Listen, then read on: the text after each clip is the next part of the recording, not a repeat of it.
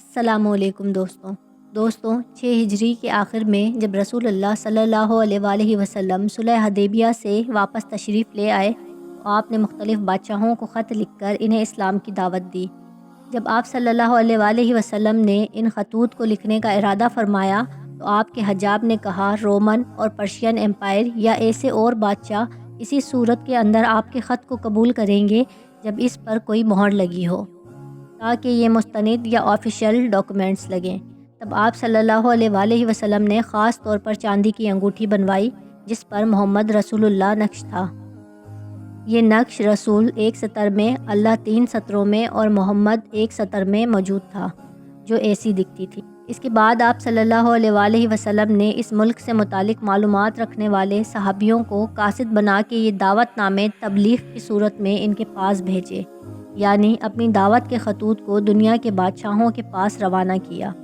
یہ مہر نبوت کی انگوٹھی انتہائی برکت والی تھی اور آپ صلی اللہ علیہ وآلہ وسلم خود بھی اس کا اتنا احترام کرتے تھے کہ جب کبھی بھی آپ کو بیت الخلاء جانا ہوتا تو اسے اتار کے جایا کرتے تھے۔ اس سے پہلے آپ صلی اللہ علیہ وآلہ وسلم نے سونے کی انگوٹھی بھی استعمال فرمائی، لیکن جب مردوں پر سونے کو حرام قرار دیا گیا تو آپ صلی اللہ علیہ وآلہ وسلم نے اسے دوبارہ کبھی نہیں پہنا۔ اس کے بدلے میں چاندی کی انگوٹھی بنوائی اور اسے بھی بعد میں اتار دیا، جس کی وجہ آج تک کسی کو معلوم نہیں کہ آپ صلی اللہ علیہ وآلہ وسلم نے ایسا کیوں کیا۔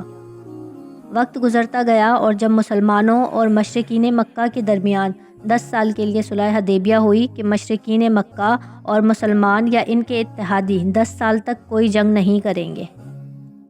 تو صرف 18 سال کے بعد ہی مشرکین مکہ نے اس معاہدے کو مسلمانوں کے اتحادی قبیلے پر حملہ کر کے توڑ دیا۔ مگر 18 ماہ کے اندر آپ صلی اللہ علیہ وآلہ وسلم نے دنیا کے ہر ایک بڑے بادشاہ کو اسلام کی تبلیغ اور دعوت کے خطوط لکھے، جس پر کفار مکہ نے ان کا بہت مذاق بنایا۔ ان کا کہنا تھا کہ شاید محمد کوئی خواب دیکھ رہا ہے، کیونکہ ان کا ہم سے معاملہ ابھی ختم نہیں ہوا اور وہ رومن اور پرشین امپائر کو فتح کرنے کا سوچ رہا ہے۔ اور اسی دوران صحابہ نے آپ کو مشورہ دیا تھا کہ رومن اور پرشین امپائر کے لوگ بنا کسی مہر کے بغیر کسی پیغام کو مستند یا اتھینٹک نہیں مانتے، لہٰذا آپ نے مجبوری میں ایک مہر نبوت کی انگوٹھی بنانے کا حکم دیا، جسے یعلا بن امیہ کے ذمہ لگا دیا گیا، جنہوں نے آپ کے حکم کے مطابق محمد رسول اللہ کے الفاظ اس انگوٹھی پر کندہ کیے۔ رسول اللہ صلی اللہ علیہ وآلہ وسلم کی وفات کے بعد یہ انگوٹھی حضرت ابو بکر صدیق، ان کے بعد حضرت عمر فاروق رضی اللہ تعالیٰ عنہ اور ان کے بعد تیسرے خلیفہ حضرت عثمان بن عفان کے پاس پہنچی، اور یہ تینوں خلیفہ اپنے وقت کے اندر جو کوئی بھی خط یا تحریر لکھتے یا کوئی بھی حکم ہوتا تو اس کے نیچے یہی مہر نبوت یا آج کے دور کے اندر اسٹیمپ لگایا کرتے۔ حضرت عثمان رضی اللہ تعالیٰ عنہ کے پاس یہ انگوٹھی 6 سال تک رہی اور اچانک ایک حادثے کی وجہ سے ایسے غائب ہوئی کہ آج تک نہیں ملی۔ اس انگوٹھی کے جانے سے مسلمانوں کے اتحاد سے برکت ایسے ختم ہوئی اور اتنا بڑا فتنہ ایسے کھڑا ہوا جو کہ آج تک ختم نہیں ہوا۔ دراصل ہوا کچھ یوں کہ حضرت عثمان بن عفان رضی اللہ تعالیٰ عنہ اور حضرت مکیب ایک ساتھ ایک کنویں کے پاس بیٹھے تھے جس کا نام ہے بیر عریس، جو کہ مسجد قباء کے پاس موجود ہے۔ ان دونوں میں سے کوئی ایک انگوٹھی کو دیکھنے کے لیے پکڑا رہا تھا کہ اچانک یہ انگوٹھی اس کنویں کے اندر گر گئی، جس کے بعد اس کو بہت تلاش کروایا گیا اور صحابہ کرام نے تو 3 دن لگا کر اس کنویں کا تمام پانی خشک کر دیا، لیکن یہ انگوٹھی نہیں ملی۔ اس کے گم ہو جانے کے بعد آپ بہت زیادہ پریشان رہا کرتے تھے، لہٰذا اسی طرح کی ایک اور چاندی کی انگوٹھی بنوا کر آپ نے اسے پہن لیا۔ لیکن اس اصل انگوٹھی کے جاتے ہی امت کے اندر ایک نہ ختم ہونے والا فتنے کا آغاز ہوا اور خاندانی دشمنی کو پھر سے ہوا دے کر امت کو 2 حصوں میں تقسیم کر دیا گیا، اور اسی فتنے کی وجہ سے حضرت عثمان رضی اللہ تعالیٰ عنہ بھی شہید ہو گئے۔ جب آپ کو شہید کیا گیا تو یہ ریپلیکا انگوٹھی بھی آپ کے ہاتھ کے اندر تھی، جس کے بارے میں آج تک معلوم نہ ہو سکا کہ آخر یہ انگوٹھی کہاں گئی یا پھر اس وقت کہاں ہے۔ یقیناً اصل انگوٹھی کا گم ہو جانا کسی مصلحت کی وجہ سے ہے، لیکن اسلامی روایت اور تاریخ کے اندر ہمیں کہیں بھی یہ ذکر نہیں ملتا کہ اصل اور اس کی نقل یہ دونوں کہاں پر ہیں، یا اصلی مہر نبوت کی انگوٹھی دوبارہ کسی شخص کو ملے گی بھی یا نہیں۔ یہ بات تاریخ یا کسی کتاب کے اندر تو نہیں۔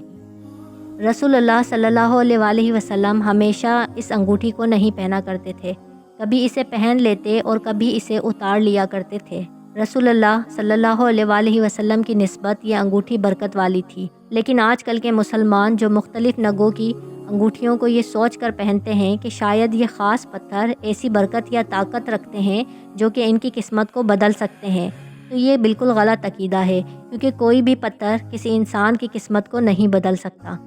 اس کی مثال ہے حجرہ اسود۔ سب مسلمان یہ مانتے ہیں کہ حجرہ اسود اس وقت دنیا میں سب سے زیادہ برکت والا پتھر ہے، کیونکہ اسے آسمان سے اتارا گیا ہے، یعنی کہ جنت سے۔ یہ سفید یاقوت تھا جو کہ دنیا میں انسانوں کے گناہوں کی وجہ سے سیاہ ہو گیا۔ اس کے بارے میں بیان ہوتا ہے کہ حضرت عمر رضی اللہ تعالیٰ عنہ نے فرمایا تھا کہ اے حجرہ اسود، میں تجھے صرف اس لیے بوسہ دیتا ہوں کیونکہ میں نے رسول اللہ صلی اللہ علیہ وآلہ وسلم کو تجھے بوسہ دیتے ہوئے دیکھا ہے، ورنہ میں جانتا ہوں کہ تو نہ تو میرے نفع کا مالک ہے اور نہ ہی نقصان کا۔ ایک اور روایت میں آتا ہے کہ حجرہ اسود پتھر قیامت کے دن اپنے چومنے والوں کی گواہی دے گا، لیکن اگر اس حدیث کا مطلب وہی نکال لیں جو کہ آج کل لوگ سمجھتے ہیں، تو قیامت کے دن تو انسان کا ہر ایک آرگن اور اس کی ہر ایک چیز گواہی دے گی کہ وہ دنیا کے اندر کیا اعمال کرتا رہا ہے، لیکن وہ کسی مسلمان کی سفارش نہیں کر سکتا۔ یعنی حضرت عمر رضی اللہ تعالیٰ عنہ کے الفاظ کے مطابق حجرہ اسود بھی قیامت کے دن کسی انسان کو نہ تو کوئی فائدہ پہنچا سکتا ہے اور نہ ہی کوئی نقصان، کہ یہ شخص جس نے مجھے چوما تھا کنفرم جنتی ہے۔ لہٰذا چاندی کی انگوٹھی کسی نگ کے ساتھ پہن لینا تو جائز ہے، مگر اس سے کوئی عقیدہ جوڑ لینا سیدھا سیدھا شرک ہے۔ رسول اللہ صلی اللہ علیہ وآلہ وسلم نے اپنی زندگی کے اندر اس جیسی کسی اور انگوٹھی کو بنانے اور اسے پہننے سے منع کیا تھا، تاکہ اس کی انفرادیت ختم نہ ہو جائے، ورنہ جتنی محبت رسول اللہ صلی اللہ علیہ وآلہ وسلم کے ساتھ صحابہ کرام کو تھی، شاید ہر شخص کے ہاتھ کے اندر اسی مہر نبوت کی انگوٹھی محبت کے طور پر ضرور ہوتی۔ آپ صلی اللہ علیہ وآلہ وسلم کی اصل انگوٹھی کی ہو بہو دکھنے والی ریپلیکا یعنی نقل اس وقت ترکی کے توپ کاپی پیلس میوزیم کے اندر موجود ہے، جہاں پر آپ صلی اللہ علیہ وآلہ وسلم کے اور بہت سارے تبرکات، مثال کے طور پر آپ کے بھیجے گئے خطوط مبارک، نالین مبارک، بالوں کے ٹکڑے، آپ کا امامہ، آپ کے کپڑے، آپ کی تلواریں اور پاؤں مبارک کے نشان جیسے بہت سارے تبرکات آج بھی موجود ہیں۔ مجھے امید ہے کہ آج کی اس ویڈیو میں آپ کو بہت کچھ جاننے کو ملا ہوگا۔ اگر آپ کو ہماری یہ ویڈیو پسند آئی تو لائک اور سبسکرائب ضرور کریے گا۔